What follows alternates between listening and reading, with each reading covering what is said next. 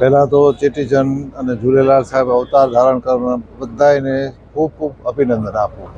આવતું વર્ષ આવતું હરેક સમૂહ અમારા સમાજ માટે, વિશ્વ માટે કલ્યાણકારી, સમૃદ્ધિભર્યું, સુખમયું નીવડે એવી પ્રભુ પાસે ઝૂલેલાલ સાંઈના ચરણોમાં વિનંતી.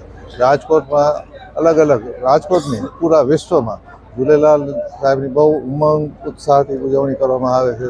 બહુ ખુશીની એક લહેર છે. ભંડારા થાય છે, પૂજા અર્ચના થાય છે અને વિશ્વના કલ્યાણ માટે સૌ પ્રાર્થના કરી છે. સિંધી સમાજ માટે ચેટીચંડ એટલે એક એમનું ધાર્મિક પર્વ છે અને મોટામાં મોટો તહેવાર છે. કારણ કે એવું કહેવાય છે કે અમારા જે પૂર્વજ જે રહેતા હતા એમાં મિખરશા બાદશાહ જે હતા એમનો ખૂબ ત્રાસ હતો, અતિશય ત્રાસ હતો. ત્યારે ઝૂલેલાલ ભગવાન સાહેબે અવતરણ લઈ અને એ ત્રાસમાંથી બધાને મુક્ત કર્યા.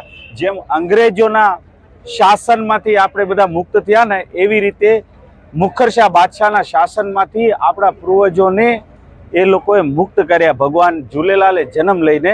અને એ ઝૂલેલાલ ભગવાનનું અવતરણ દિવસ ચેટીચંડ આજે દરેક સિંધી અલગ અલગ રીતે, અલગ અલગ યોજનાઓથી, અલગ અલગ મતલબ ઉત્સાહથી રાજકોટ નહીં પણ આખા ઇન્ડિયામાં જ્યાં જ્યાં સિંધીઓ વસે છે ત્યાં ઉજવાય છે. ચેટીચંડનો તહેવાર અમારા માટે બહુ મહત્વપૂર્ણ તહેવાર છે. અહીંયા બાઇક રેલીનું આયોજન છે જેમાં જેન્ટ્સ બાઇક રેલીમાં બધા છોકરાઓ જોડાણા છે. દર વર્ષે જોડાય છે અને આ વર્ષે પણ શાંતિસભર અને સંયમતાથી આ બાઇક રેલી તેલિયારામ દરબાર સાહેબથી નીકળશે અને ભાટિયા બોર્ડિંગ હોલે એનું સમાપન થશે.